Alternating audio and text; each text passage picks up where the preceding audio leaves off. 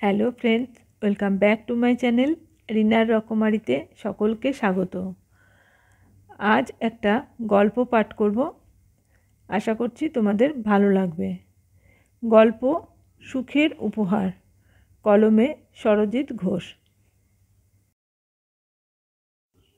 শাড়ির দোকানে ঢুকতেই একদম ফার্স্ট কাউন্টারে যিনি ছিলেন আমাকে দেখেই বললেন, বলুন স্যার, কী শাড়ি চাইছেন?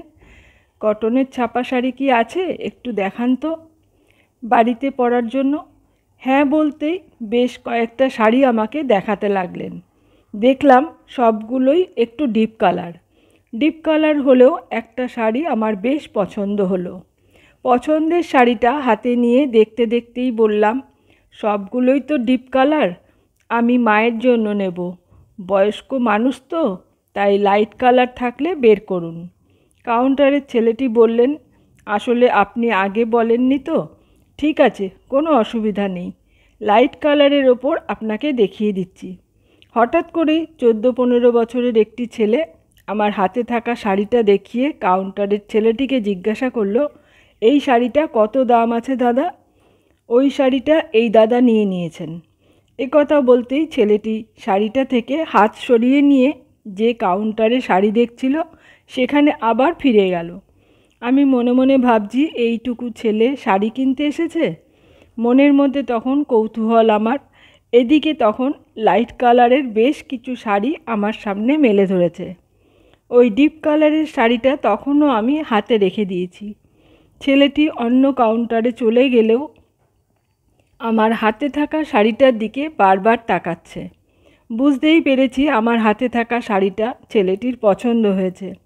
আমি শাড়িটা রেখে দিতেই কাউন্টারের ছেলেটি বলল, এটা আপনি নেবেন তো? না না, আমি এটা নেব না। ওই ছেলেটির পছন্দ হয়েছে, ওকেই দিয়ে দিন। ভেবেছে আমি শাড়িটা নেব, তাই কিছু বলতে পারছে না। আরে দাদা, আর ওর যা রেঞ্জ তাতে এটা আসবে না। ওর রেঞ্জে ওকে আমি শাড়ি দেখিয়েছি, প্রায় আধ ঘন্টা হতে চললো, এখনও শাড়ি পছন্দ হলো না। জিজ্ঞাসা করলুম ওকে, কার জন্য শাড়ি নিবি? বলল, মায়ের জন্মদিন, মাকে গিফট দেব। আপনি বলুন তো, 350 টাকায় শাড়ি হয়? এমন কথা শুনে ছেলেটার দিকে একবার তাকালাম।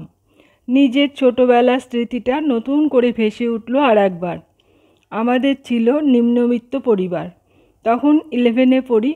পুজোতে মাকে উপহার দেব বলে একটা শাড়ি কিনে এনে মাকে দিয়ে বলেছিলাম, মা তোমার জন্য এনেছি। শাড়িটা দেখে মা তো অবাক। জিজ্ঞাসা করেছিল, এতগুলো টাকা তুই কোথায় পেলি? কোত্থেকে আবার? টিফিন খরচের টাকা বাঁচিয়ে আমার অনেক দিনের শখ ছিল, সেটাই পূরণ করলাম। মায়ের চোখ জলে ভেসে যাচ্ছিল। মা যে সেদিন কী পরিমাণে খুশি হয়েছিল বলে বোঝাতে পারবো না। কেন জানি না বুকের ভেতরটা যেন কেমন করে উঠল আমার। ছেলেটির দিকে তাকিয়ে আমার কল্পনেত্রে এক অনির্বচনীয় আনন্দের ছবি ভেসে উঠল, যেখানে রয়েছে ছেলেটি আর ওর মা। কাউন্টারে ছেলেটিকে বললাম, এই শাড়িটা ওই ছেলেটিকে প্যাক করে দিয়ে দিন। এটার দাম যে অনেক বেশি, 680 টাকা দাম আছে। বাকি টাকাটা আমি দিচ্ছি। ও তো জানে না শাড়িটার দাম কত, ওকে কিছু বলতে হবে না। কাউন্টারের ছেলেটি অবাক হয়ে বলল, আপনি দেবেন? হ্যাঁ, আমি। ছেলেটিকে ডেকে জিজ্ঞাসা করতেই ছেলেটি বলল, হ্যাঁ, এটা আমার খুব পছন্দ হয়েছে। ওই দাদা নিয়ে নিয়েছে বলে আমি কিছু বলিনি। এটা 350-র মধ্যে তো? দোকানের ছেলেটি বলল, এটার দাম 350ই আছে। ছেলেটি সঙ্গে সঙ্গে পকেট থেকে টাকাগুলো বের করলো। দেখলাম সবগুলোই 10-20 টাকার নোট আর কিছু কয়েন। বুঝতে পারলাম ওগুলো ওর নিজের জমানো টাকা, ঠিক যেভাবে আমিও জমিয়েছিলাম 1 টাকা 2 টাকা করেই। ছেলেটির চোখে মুখে সে এক অন্যরকম আনন্দ, একটা আলাদা খুশির। নিজের জমানো টাকা দিয়ে অনেক বড় একটা আনন্দ কিনে নিয়ে গেল। বাবা মাকে খুশি করতে পারার মধ্যে যে কত বড় সুখ লুকিয়ে থাকে, যারা করে তারাই একমাত্র জানে।